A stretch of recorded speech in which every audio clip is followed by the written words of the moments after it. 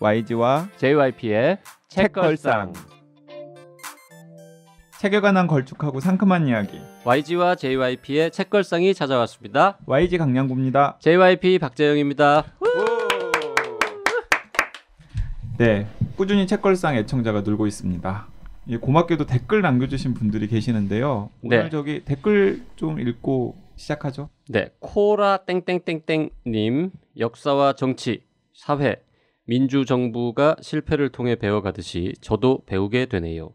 마치 무지를 이제 깨달은 것 같은 생각이 듭니다. 행동으로 옮길 만큼의 동기를 얻게 됩니다. 이렇게 남겨주셨습니다. 네, 아마 그 은수미 전 의원 희망마중 방송편 듣고 남기신 댓글이 아닐까 생각이 됩니다. 그렇습니다. 네, 저기 좀 이게 익숙한 댓글도 있습니다.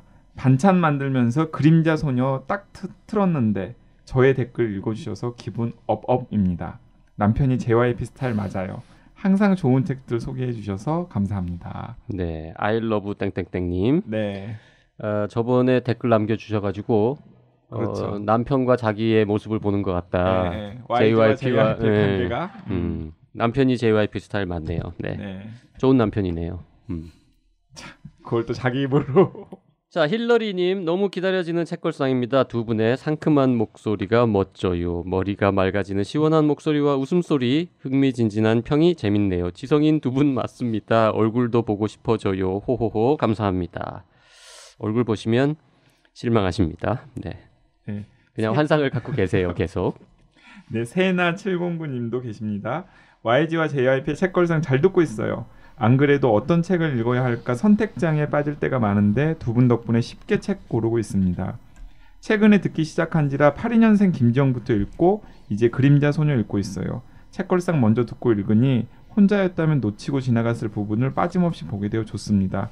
또 재밌는 책 추천해 주세요. 기대할게요. 네, 감사합니다. 끝으로 두 분 남았군요. 윤하랑님, 나이사와 정신여고 책걸상까지 애청하는 팬입니다. 핸드폰만 손에 쥐고 다니다가 책걸상 듣고 오랜만에 책을 챙겨서 다닙니다. 독서를 해야겠다고 생각만 하다가 책걸상 덕분에 동기부여가 되어서 좋은 습관을 가지게 되었네요. 숨겨져 있던 책들 많이 소개해 주세요. 감사합니다. 네, 마지막입니다. 윤이라고 밝혀주신 분인데요. 책걸상에서 휴가철에 읽으면 좋을 만한 책도 다뤄주셨으면 좋겠어요. 여름 휴가 계획 중인데 이번엔 책 한 권 들고 떠나보려고요. 네. 네, 계획 중이죠? 네, 안 그래도 저희가 조만간 상반기 결산 특집 네. 그리고 여름 휴가 대비 특집 이런 이제 특집 프로그램들 준비하고 있습니다. 네, 기대해 주시기 바랍니다. 네, 이렇게 댓글들을 소개해 놓고 이제 방송을 시작하려고 보니까 오늘 같이 읽을 책이 참 제목이 역설적입니다. 네, 오늘 읽을 책은 아무것도 하지 않는 시간의 힘이라는 책입니다. 네, 근데 지금 우리는 뭐 하고 있는 거죠? 자, 독일 최고의 과학 저널리스트가 밝혀낸 휴식의 놀라운 효과라는 부제가 달려있는 책인데요. 오늘의 게스트 엄청 바쁜 분 한 분 모셨습니다. 정신과 전문의인 노규식 선생님 모셨습니다. 어서 오십시오. 네, 안녕하세요. 반갑습니다. 노규식입니다. 반갑습니다. 사실 이 노규식 선생님이랑 책걸상은 좀 굉장히 각별한 인연이 있죠. 각별한 인연이 있죠. 네. 어떤 각별한 인연이 있죠? 또 다르게 제작하고 있는 나이사의 고정 게스트라는 것? 그것도 하나 있고. 네, 그것도 하나 있지만 사실 그건 책걸상이나 직접적인 인연은 아니고 그렇죠. 이 YG나 JYP와 인연이니까 사실 여러분이 들으시지 못한 책걸상의 파일럿이라고 해야 될까요?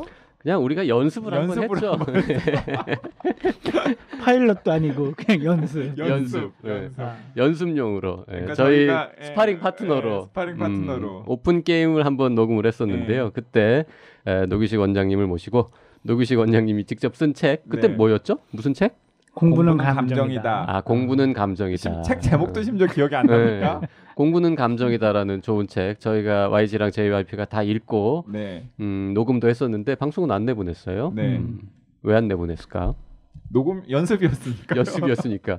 처음부터 내보낼 계획이 없었어요, 그죠? 네. 그래도 녹음하고 나서 퀄리티가 좋아서 좀 내보내봤다, 뭐 이런 얘기가 들리길 기대했는데 역시 그렇지 않았네요. 사실 뭐 내보내서 안 될 건 전혀 없었는데. 네, 퀄리티 괜찮았어요. 내보낼까 그냥 다음 주에? 내보낼까요? 아 그러고 보니까 우리 예비용이 있었네 그럼. 자, 그 책도 상당히 좋은 책이고 공부는 감정이다. 청소년들이나 어른들이나 볼만한 책인데요. 저희가 뭐 이제 와서 다시 내보내긴 좀 그렇고 이 자리를 빌려서 그런 책도 있다. 그 말씀만 좀 공부는 드리고. 감정이다. 아니 근데 이 YG랑 JYP가 출연하는 나이사의 애청자분들도 이제 책걸상에 계시긴 하시지만 그분들의 이제 뭐 이 노규식 선생님이 익숙하시겠지만 노형이라는 노형이라는 닉네임으로 활동 중이죠. 그런데 사실 그 책걸상 애청자들에게는 좀 또 익숙하시지 않은 분들도 있으니까 소개를 좀 해드려야 되지 않을까요? 네, 일단 노규식 선생님은 제 친구입니다. 그게 중요한가요? 근데 사실 셋 중에 지금 대중적으로는 제일 유명하지 않을까요? 아, 그럼요. 네. 네. 그 SBS 영재발굴단의 전문가 자문 의사로 벌써 한 3년 넘게 한 3년째 네, 예. 고정으로 출연하고 있고 반고정 고정? 뭐라고 해야 되나요? 엄마들의 눈물 제조기 네. 이런 별명도 갖고 있고. 그러니까 네. 그 아마 그 저는 이제 영재발굴단을 이제 그 노영 때문에 가끔씩 보는데 채널 돌리다가 그러면 이렇게 어려운 케이스만 나오면은 프로그램에서 노영을 호출하시는 것 같아요. 그 컬투에 김태규 씨가 그러더라고요. 자기들 이렇게 보다가 이 부분쯤에는 누구식 박사가 나와야 될 것 같은데라고 할 때는 어김없이 나온다고 그렇게 얘기를 하는데 하는 제 입장에서는 요즘 갑자기 만나는 아이들 친구들이 너무 힘든 친구들이 많은 거예요. 예, 그래서 이렇게 물어봤더니 예, 그런 사람들만 골라서 나랑 연결시켜주고 있다고 제작진이 그러더라고요. 그래서 뭐 하여튼 좀 힘은 좀 들지만 예, 즐겁게 또 보람되게 하고 있습니다. 네. 자, 우리 노규식 선수는 연세대학교 의과대학 졸업했고요. 거기에서 정신과 전문의 취득하셨고 박사학위도 맞습니다. 거기서 따셨고 그다음에 연세대학교에서 연구 강사, 서울대학교에서 책임 연구원 등등 재직하다가 2006년부터 현재까지 연세 휴 클리닉 그리고 공부 두뇌 연구원 이런 곳을 대치동에서 운영하고 있습니다. 네. 근데 뭐 저희랑 그냥 친하다고 해서 이 아무것도 하지 않는 시간의 힘을 같이 읽는 게스트로 모신 건 아니고요. 그럼요. 이분의 관심 분야가 사실은 이거랑 굉장히 좀 관계가 있습니다. 일단은 지금 운영하고 계시는 병원 이름도 휴잖아요. 그래서 모신 거예요. 아무것도 하지 않는 시간의 힘. 네, 이건 이제 휴식에 관한 책이잖아요. 네, 그리고 그렇죠. 휴 클리닉을 운영하는 분을 모신 거고. 네. 그 제가 경력을 보면 캐나다로 연수를 떠나셨는데 이제 뉴로 피드백 예. 트레이닝 예. 예, 뭐 이런 이것도 이제 사실 이 책이랑 좀 연관이 있는 거고요. 그리고 또 이 스탠퍼드 메디컬의 수면 센터에서 소아 청소년의 수면에 대한 연수. 예, 그죠? 그렇죠. 수면도 예. 사실 이 책이랑 연결이 되어 있는 거고요. 예, 그래서 그리고 또 그 아마 JYP는 기억을 못 하실 텐데 저희가 같이 읽고 연습으로 한번 해봤던 그 미공개 방송에서 그 공부는 감정이다 책에 보면은 중요한 키워드 중에 하나가 이제 그 부모의 번아웃 신드롬이거든요. 네, 그 얘기가 많이 있죠. 네, 그 얘기가 JYP는 많이 기억을 있는데 못하는 것 같아요. 좀 기억을 얼굴 못하는 것 보니까. 같은데 이게 이제 아무것도 하지 않은 또 시간의 힘에도 또 그 얘기가 나옵니다. 번아웃 신드롬. 그래서 이제 저는 JYP가 그 노규식 원장을 한번 모셔보는 게 어때?라고 했을 때 저는 이게 책이랑 딱 궁합이 맞는 분이다라는 생각이 들었습니다. 이제 우아하게 얘기하면 그렇고요. 네.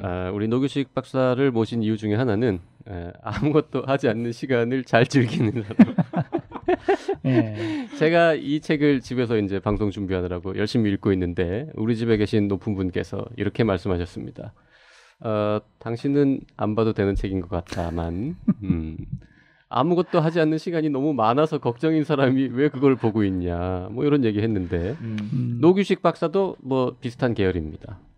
잘 쉬고 노는 거 좋아하고 아무것도 하지 않는 시간에 뭐 이런 책이었으면 내가 더 열심히 읽었어야 되는데 예. 그런 책은 안 보죠. 예. 혹시 해롭다 그러면 뭘 계속 해야 어쩔 수 되니까. 없습니다. 이거 애청자분들 이제 속습니다. 속지 마십시오. 두 분 제가 옆에서 봤는데 엄청 바쁘신 분입니다. 엄청 바쁘기는 하지만 아무것도 하지 않는 시간은 은근히 사이사이에 상당히 많습니다.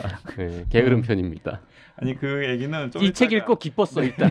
아무것도 하지 않는 시간이 필요하다. 인간을 혹은 인생을 풍요롭게 만든다. 뭐 이런 결론이걸랑요. 그래서 내가 잘 살고 있구나. 그렇죠. 바로 그거. 내가 잘 살고 있었구나. 뭐 이런 생각을. 사실 저는 이 책을 읽으면서 이제 아예 그냥 쑥 들어가 보죠. 그러죠, 책 뭐. 얘기로 이게 아무것도 하지 않는 시간의 힘.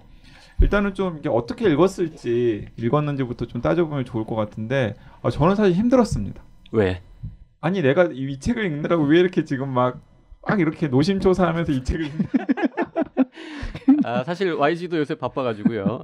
요 책을 방송 우리 지금 녹음하기 한 2, 3일 전에 네. 급하게 막 읽었죠. 네, 왜냐면은 이제 저는 작년에 이 책이 나온 지가 꽤 된 책이죠. 한 1년 됐죠? 1년 정도 된 책이죠. 그런데 작년에 나왔을 때 읽어야지라고 찜해뒀다가 안 읽고 그냥 넘어간 책인데 JYP가 읽어봤더니 얘기할 거리가 굉장히 많은 책이다. 같이 한번 다뤄보자라고 제안을 해서 오케이 했는데 시간이 얼마 없어가지고 이 아무것도 하지 않는 시간의 힘을 막 이동하면서 막 아무것도 안 해도 되는 시간에 아무것도 안 해도 되는 시간에 막 발 동동 구르면서 막 읽다 보니까는 내가 지금 뭘 하고 있나 도대체 이런 생각이 들더라고요. 참 굉장히 역설적이었어요. 나의 모습 자체가. 그렇긴 합니다. 네. 자, 이 책의 저자는 울리히 슈나벨이라는 독일 사람인데요. 과학 전문 기자입니다. 네. YG 같은 사람이죠. 그렇죠. 그러게 네. 딱 YG 같은 사람이네. 그러니까 이제 이분이 소속돼 있는 이제 그 언론 매체가 디차이트라고 하는 매체인데 뭐라고 설명을 해야 될까요? 우리나라로 따지면은 뭐 한창 잘 나갈 때 시사저널이나 한겨레 20일. 한창 잘 나갈 때. 독일에서 주간지 중에는 최대 발행 부수를 네, 자랑하는. 네. 이제 그런 주간지의 과학 전문 기자로 활동하는 분입니다.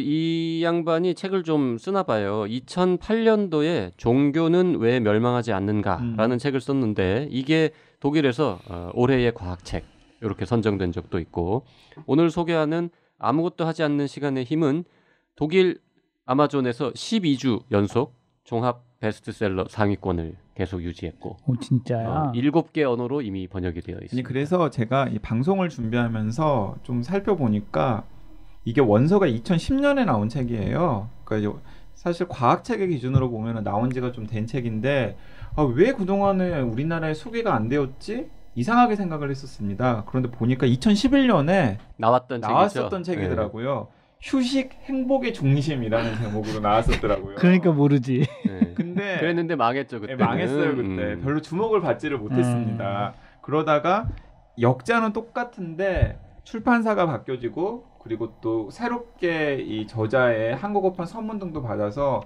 좀 더 신경을 써가지고 이제 다시 책을 펴냈는데 작년에는 꽤 주목을 받았죠. 그렇죠. 네.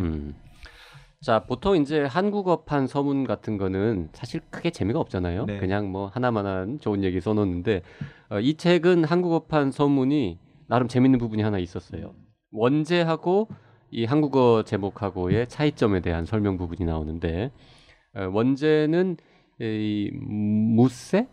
네, 무세. 이런 식의 이제 독일어 한 단어, 아주 짧은 한 단어인데 이게 이제 딱 맞아 떨어지는 한국어 단어가 없답니다.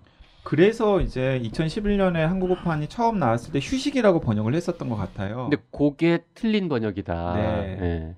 무세라는 독일어는 게으름이나 휴식, 아무것도 하지 않음 이런 단순한 의미가 아니라 인간이 자기 자신과의 혼연일치를 이루는 행복을 누리는 상태, 정말 마음으로 간절히 원하던 일을 하는 상태를 나타낸다. 네, 이런 식으로 설명을 해놓습니다. 그러니까 오히려 휴식보다는 몰입이나 무화경이나 뭐 이런 말에 더 가까운 뜻이네. 그래서 책 저 어딘가에 보면 그 미하엘 칙센미하이의 네, 플로우, 네. 몰입, 그 단어랑 뭐 일맥상통하는 말이다. 이런 표현도 이런 얘기도 나오더라고요. 나옵니다. 그래서 어쨌든 그 저자가 사실은 이제 그 디스를 한 거죠. 2011년에 한국어판에 대해서. 한국어 제목이 잘못. 네, 그러니 안 팔리지 뭐 이런. 그러니 안 팔렸지. 그러면서 이제 그 아무것도 하지 않는 시간의 힘이라고 하는 작년에 나온 제목은 꽤 괜찮은 훌륭한 책의 제목이었던 것 같습니다. 잘 지은 것 같아요. 예. 이거는 일단 솔직히 말씀드려서 아무것도 하지 않는 시간을 가끔씩이라도 가지는 JYP 같은 사람들한테는 솔직히 필요 없는 책인 것 같아요. 그냥 읽으면 내가 그렇게 가끔 빈둥거리는 게 나쁜 짓은 아니구나라는 위안을 얻는 건데 요걸 진짜 읽어야 될 사람은 정말 너무 바쁘고 힘들게 막 그냥 허덕허덕하면서 늘 쫓기면서 사는 사람들한테 요 책을 좀 보여주면 그분들이 쭉 읽으면서 이게 내가 뭔가 놓치고 있었던 게 이런 거구나. 아니 사실 저는 책을 읽으면서 좀 반성을 했습니다. 그렇게 부지런하진 않은 걸로 아는데. 그런데 저도 그렇게 생각을 했는데 책을 보면서 이제 중간중간에 이제 약간 부정적인 의미의 자기 체크리스트가 몇 개 나와요. 네. 체크를 해봤더니 제가 굉장히 좀 상당히 심각한 수준의 음흠. 뭐 그런 거더라고요. 심각한 수준의 뭐 일 중독? 일 중독 비슷한 것? 아니면은 휴식을 너무 하지 않는? 하지 않는. 왜 그럴까 하는 생각이 들고. 우리 저 노규식 박사는 읽으면서 어떤 생각을 했습니까? 사실 이 책의 가장 인상적인 부분은 저 개인적으로는 앞부분이었어요. 뭐냐면 지금 JYP도 얘기했지만 나도 그 무의 도식하는 걸 참 좋아하고 이렇게 즐기는 사람이라고 생각을 했는데 내가 어느덧 그러지 못하고 있다라는 걸 이렇게 뭐라 그럴까 좀 비추어 주더라고요. 맞아요. 어떤 일이 있었냐 무슨 생각이 들었냐면 얼마 전에 SRT가 개통이 됐잖아요. 그러면서 바뀌었던 풍속 내 개인의 풍속이 차이가 뭐냐면 이를테면 지방 강의가 있어요. 뭐 대전이나 대구에 사면 그날은 그냥 강의하고 하루 쉬는 날이었거든요. 네. 근데 SRT가 생기고 나선 오전에 강의를 하고 오후에 병원에 가서 진료라는 스케줄을 잡게 되는 거죠. 네.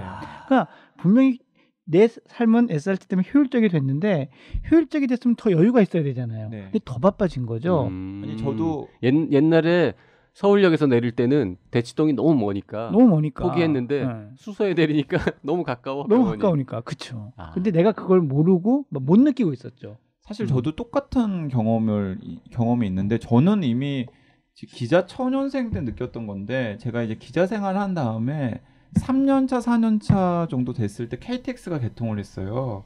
그러니까 이제 어떤 일이 생겼냐면 저는 이제 원래 이제 고향이 지방이었으니까 열차 타고 다니는 게 그렇게 이제 낯설지는 않았던 사람인데 예를 들어 부산이나 대구나 광주나 목포, 전주 이런 데서 이제 취재 일정이나 강연 일정 같은 게 있으면 거기는 그냥 이렇게 하루를 그냥 포기하는 일정인 거죠.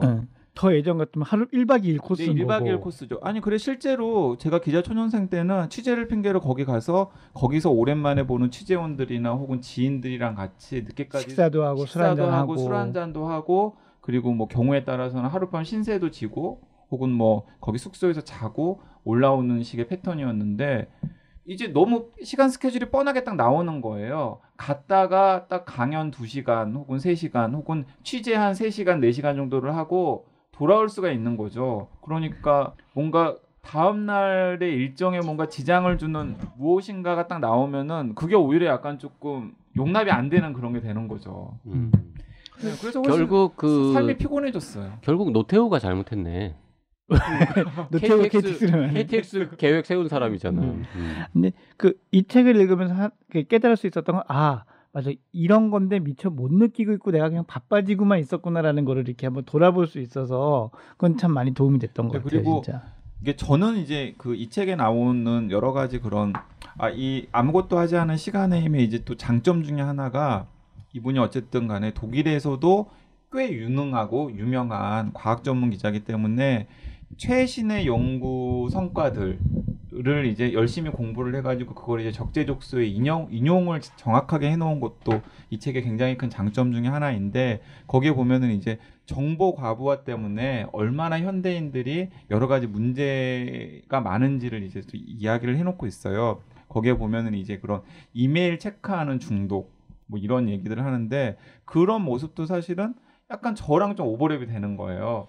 그래가지고 제가 이걸 읽다가 그 페이스북 앱 버전을 지워버렸잖아요. 오호. 예. 그럼 페이스북은 그냥 PC로만 확인하고. PC로만. 왜냐면 제가 뭐 그냥 페이스북을 끊지 그래. 아니 그게 제가 시작한 지 얼마 안 됐지 않습니까? 한참 재미가 있어가지고 차마 끊지는 못하겠고. 근데 정말 페이스북에 스마트폰 앱 버전이 있을 때는 예전에 있는 당연히 이동을 하거나 그럴 때 책을 읽어야 됐을 시간인데 몽환이 제가 이제 페이스북 타임라인을 그냥 계속 넘기고 있는 내 모습을 여러 차례 발견하면서 야 이건 정말 새로운 모습인데라는 생각이 들었는데 이 책을 읽으면서 끊어야 되겠구나라는 생각이 들어서 제 스마트폰에서 페이스북 앱을 지웠습니다. 사실 저는 아까 농담처럼 저처럼 자주 빈둥거리는 사람은 안 봐도 되는 책이다라고 얘기했지만 중간중간에 많이 느꼈죠. 나도 중독이구나. 어쩔 수 없는 현대인이구나. 정말 바쁘게 그리고 그 바쁜 것도 쓸데없는 이유로 충분히 안 바빠도 되는 이유 때문에 바쁘게 살고 있구나라는 거를 여러 번 느끼긴 했죠. 여기 보면은 이제 재밌는 에피소드가 하나 나오죠. 그 이메일 중독과 관련된 연구를 수행한 교수가 실제로 이제 경험을 한 얘기인데 이제 내가 꼭 처리해야 될 중요한 이메일은 중요라고 쓰여져 있는 박스에다가 넣어놓고 우선순위를 놓고 처리를 해야지 생각해 놓는데 보통 그렇잖아요. 그렇게 그 메일함에다가 따로 분류를 해놓으면은 까먹습니다. 그 분류를 해놓은 그래서 분류를 해놓은 곳을 열어보질 않죠. 열어보질 않죠. 열어보지 않죠. 저도 이제 공감을 하면서 했는데 한 열흘 정도 지나서 이제 그분이 이제 생각이 난 거죠. 내가 중요한 메일을 모아놓은 박스에다가 중요 메일이 오도록 해놨는데 내가 그걸 체크를 안 했구나. 깜짝 놀라면서 열어봤는데 진짜 중요도가 높다고 해갖고 따로 모아놓은 이메일만 40통이었어. 네. 그래서 열흘 만에 열었더니 당연히 예를 들어서 빨리 답장을 보내거나 빨리 처리해야 될 메일이었기 때문에 열흘 동안이나 반응이 없었던 거잖아요. 그러면은 독촉 메일이나 혹은 문제가 생겼다거나 이런 메일들이 당연히 있어야 정상인데 단 한 건도 그런 반응이 없었다라는 거죠. 독촉 메일도 안 오고 아무 일도 안 일어나고 그냥 그때 처리하면 되는. 근데 그건 저는 그 교수님이 참 평온한 삶을 살았기 때문이라고 생각해요. 저도 그런 실수를 하는데 난리가 납니다. 세무서에서 이거 보내주세요라고 하고. 근데 그거는 한국 사회이기 때문에 그럴 수도 좀 있어요. 다를 수도 있을 것 같아요.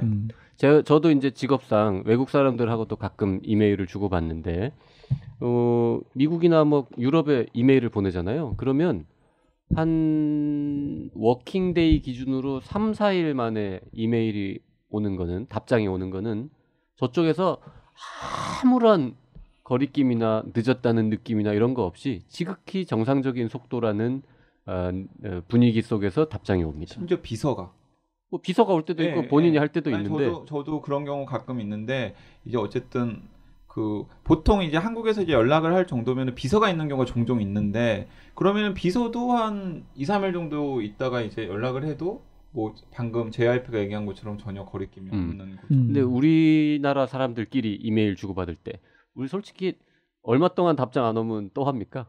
전화를 걸거나. 반나절. 한나절. 야 그건 너무하다. 난 그래도 하루는 기다린다.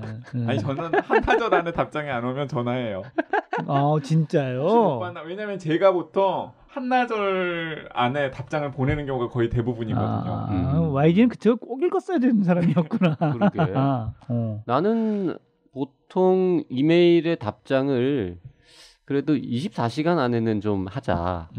그 정도의 속도감으로 살고 있는데 금요일 날 오후나 초저녁쯤에 집에 가서 딱 열었는데 답장이 필요한 이메일이 와 있잖아요.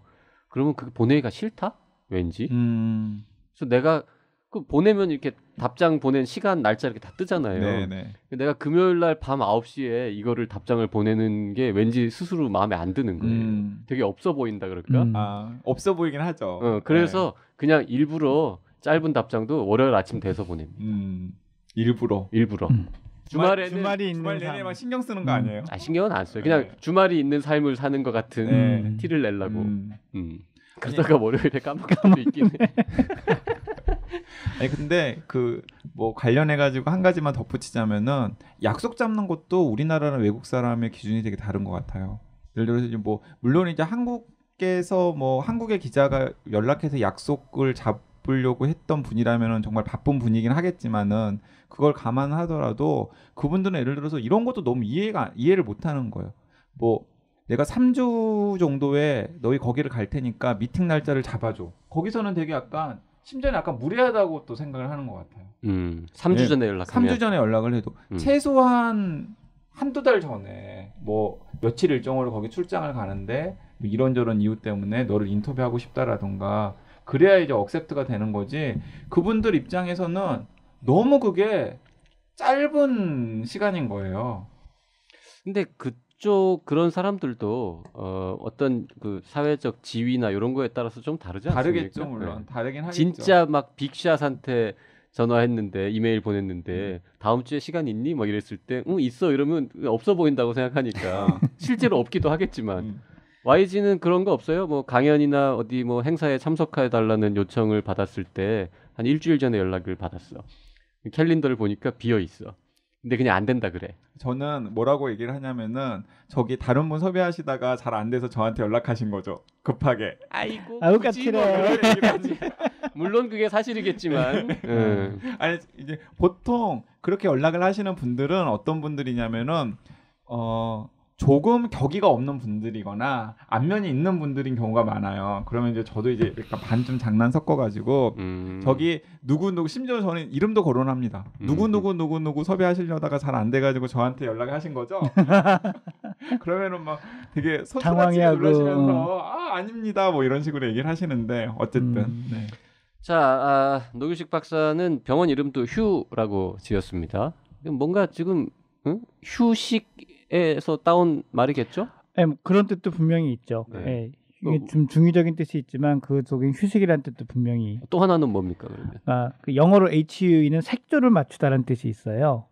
HUE. 예, 휴가. HUE가 예. 색조를 맞추다. 예, 휴드 뭐 이렇게 형용사용으로 쓰기도 하고 그래서 JYP 알았습니까? 넌 처음 듣는 저도 얘기. 처음 들었는데. 예, 그래서 그 한 사람 한 사람의 그 톤에 맞는 그 사람에게 맞는 뭐 이런 걸 좀 네, 의미하고 싶어서 일종의 휴라고 했죠. 튜닝 뭐 이런 거랑 비슷한 그런 거랑 느낌인가요? 비슷한 거죠. 야 네. 멋있다. 네. 휴. 오. 그러면 이렇게 천편일률적이지 않고 그 사람에게 그렇게 맞는 멋진 뜻으로 병원 이름을 지었으나 아무도 모른다는 거. 그 의미를.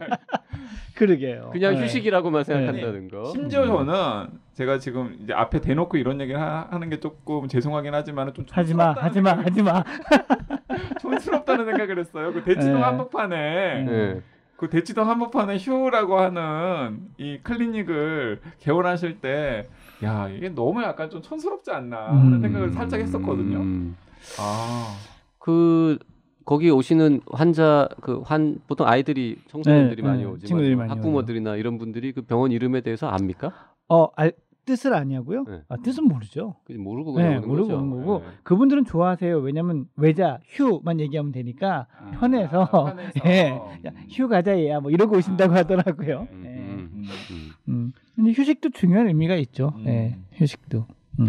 자, 이 책에서 보면은 이제 뭐 좀 뭐라 그럴까 이 챕터 제목을 조금 읽어드리면 이 책의 구성에 대해서 조금 빨리 이해하실 수 있을 것 같은데요. 1장이 우리는 왜 날마다 바쁜가? 2장은 정보 홍수에 휩쓸리지 않는 법. 3장은 아무것도 하지 않는 시간의 가치. 4장 우리를 몰아붙이는 가속화의 체계. 네, 그리고 연결이 됩니다. 바로 5장은 가속화 사회에서 자신을 지키는 법. 마지막 6장 일상에서 더 많은 휴식을 누리는 기술. 네. 야, 이게 다 막 왠지 요거 딱 읽어보면은 뭔가 인생을 사는 중요한 팁 같은 거를 막 얻을 수 있을 것 같은 그런 느낌들이 드는데. 그리고 이게 이 책이 굉장히 잘 읽혀요. 사실 저는 3일 동안 지난 3일이 굉장히 바빴었거든요. 그래가지고 이 책을 좀 이렇게 그 저녁에 계속 뭐 약속도 있고 술자리도 있고 그래서 밤에 차분하게 읽을 시간도 없어서 정말 이동 중에만 다 읽었어요. 그런데도 어쨌든 통독을 할 수 있었던 게 일단 책이 굉장히 잘 읽히고요. 진짜 군더더기 없이 잘 읽히고 또 이 방금 말한 장별로 거의 하나의 작은 테마북처럼 읽어도 별로 큰 문제가 없는. 난 좋았던 게 왜 이런 챕터의 제목들이 사실 일본 책류에 되게 많잖아요. 맞아요. 이렇게 뭔가 이렇게 탁 하면 이것만 하면 될 것 같고 막 이런데 사실 내용들은 어떻게 보면 조금 밋밋한데 그래도 이 본질을 건드리고 있는 것 같아서 네, 그러니까 네. 이게 잔재주나 이런 걸 가르쳐 주는 게 아니라 정말 이게 중요한 거야라는 얘기를 이렇게 해주는 것 같아서 참 좋았어요. 진짜. 그리고 이런 류의 이제 가르침을 준다고 주장하는 수많은 실용서들은 그냥 자기 주장입니다. 맞아요. 근거가 없는.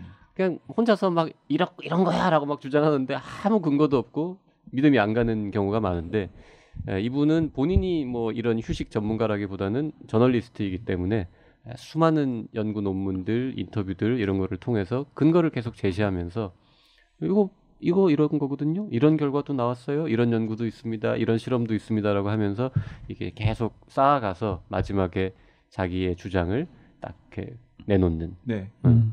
그리고 저는 이렇게 또 새롭게 안 사실도 있어요. 예를 들어서 저희가 굉장히 익숙하게 잘 알고 또 심지어는 인용도 하는 내용의 원출처가 이거였구나. 뭐 맞아, 이런 맞아. 그런 거 그 몇- 고릴라 실험 같은 거가 고릴라 실험 같은 경우, 고릴라 실험 같은 경우도 그렇고요. 제가 지금 말씀을 드리려고 하는 건 아마도 그 애청자분들도 이런 거 아실 겁니다. 이렇게 그 부자 사업가랑 어부의 일화. 그러니까 이제 어부가 이제 막 이제 누워 있으니까 낮잠 자고 누워 있으니까 이제 부자 사업가가 지나가다가 너무 답답해가지고 아니 너는 이렇게 열심히 일해야 될 때 왜 이렇게 누워 있냐 그랬더니 어부가 아니 왜 내가 열심히 일을 해야 되죠? 아니 열심히 일하면 고기를 더 많이 잡을 테고 그 어부가 뭐 예를 들면 하루에 한 2시간만 일하는 어부였는데 네. 근데 네가 한 8시간 일하면은 지금보다 4배 더 생산량을 얻을 테고 4배 더 생산량을 얻으면 더 큰 배를 살 수 있을 테고 더 큰 배를 살 수 있으면은 뭐 훨씬 더 돈을 많이 벌 수 있을 테고 그러면 네가 심지어는 뭐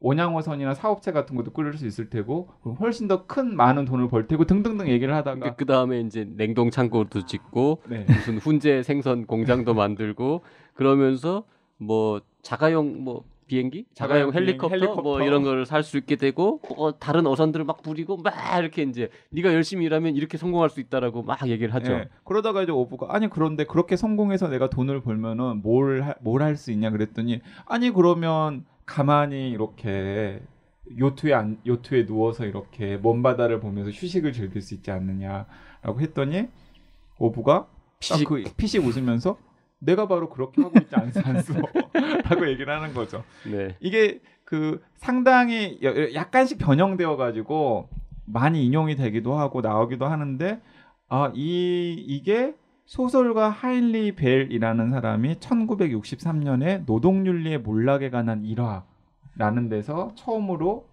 등장한 일화다 뭐라는 얘기. 저도 처음 알게 됐는데 네. 이런 하인리히 벨이라는 소설가가 있다는 것도 처음 들었고 네. 그 다음에 무슨 소설 제목이 이래요? 노동윤리의 몰락에 관한 일화. 제가 이 말의 원 출처가 이거구나라고 똑같이 이렇게 무릎을 쳤던 대목은 그 유명한 시간이 돈이다. 네. 시간이 돈이다. 이거 그냥 누군가 처음 말했을 거라고 생각하지 않고 그냥 뭐 누군가 여러 사람이 얘기하다가 우리도 다 쓰는 입에서 말 입으로 전해져 내려오는 말이죠. 알고 보니까 최영장군 황금보기를 돌같이 알아.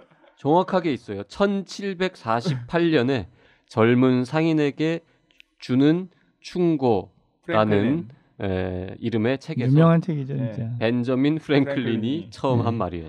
시간이 돈이다. 이 저자는 벤자민 프랭클린에 대해서 아주 부정적인 평가를 하면서 이 얘기들을 했던 것 같아요. 벤자민 프랭클린이 거의 뭐 인류를 망친 사람인 거죠 지금. 네, 인간의 행복을 파괴한. 아까 이제 노규식 선생님께서도 잠깐 언급을 하셨지만은 고릴라 일화는 TV 쇼에서도 가끔씩 예능 프로그램 이런 데서 언급이 되고 그래서 아마 그 내용 자체는 좀 익숙하신 분들이 있을기도 하실 거예요. 막 그런 거죠. 이제 농구 경기죠. 네, 농구 경기 하는데 농구 경기를 하는데 이제 그 고릴라 복장을 하고 한 사람이 지나가는데도 그 농구 경기를 실제로 본 사람들이 대부분 고릴라를 알아채지 기억하지 못해요. 못해요.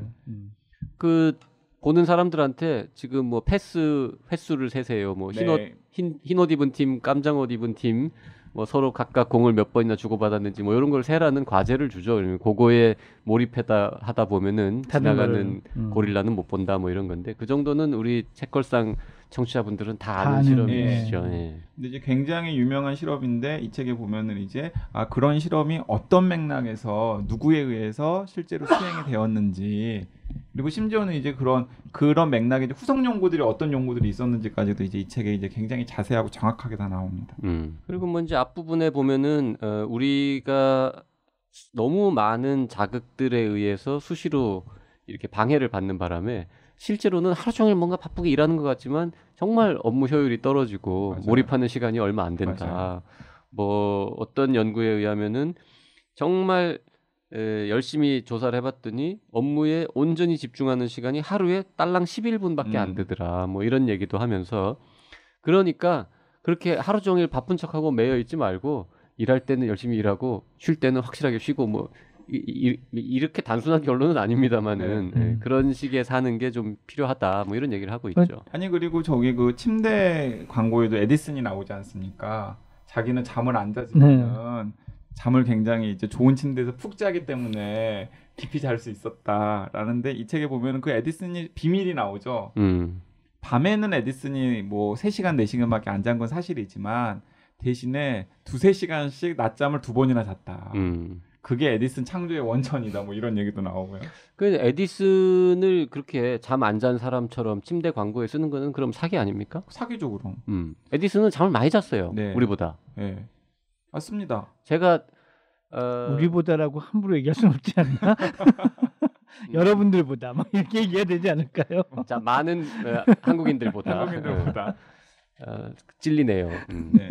제가 잠을 좀 많이 자는 편인데 주변 사람들이 넌 너무 잠을 많이 자는 거 아니냐라고 얘기를 할 때마다 저는 제가 뭔가 이렇게 창조적인 일을 조금 해야 되기 때문에 잠을 많이 자야만 한다라고 그동안 구라를 쳐왔는데 그게 구라가 아니라 진짜라는 것을 이 책에서 읽으면 이제 아니 저희가 그래서 기분이 좋았다는 거. 그 얘기는 좀 자세하게 하죠. 이 책에서 저자가 사실은 그렇게 막 세게 막 이렇게 구체적인 주장을 하는 경우는 없어요. 그냥 다 저마다 각자에 맞는 무엇인가가 있기 때문에. 그런데 약간 범국가적으로 이런 게 도입이 되어야 한다라고 딱 한 가지 목소리를 높인 게 있습니다. 낮잠.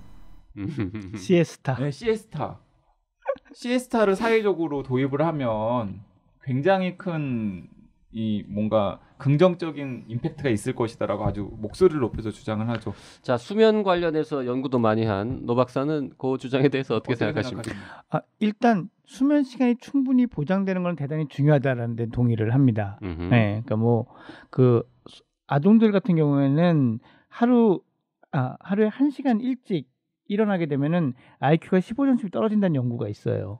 15? 예, 15점. 그러니까 이제 한 등급 반이죠. 그러니까 천재가 평범한 애가 되고 평범한 애가 바보가 되는 정도로 매일 1시간씩 일찍 일어나면 예. 그 일찍 자면 안 됩니까?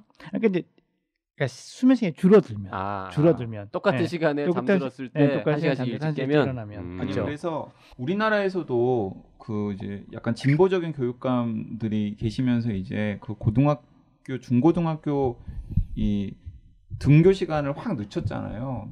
근데 이제 등교 시간을 늦추면서 어떤 분들이 이런 얘기를 하기도 합니다. 아니 미국이나 유럽 같은 나라에서도 등교 시간이 굉장히 이르다.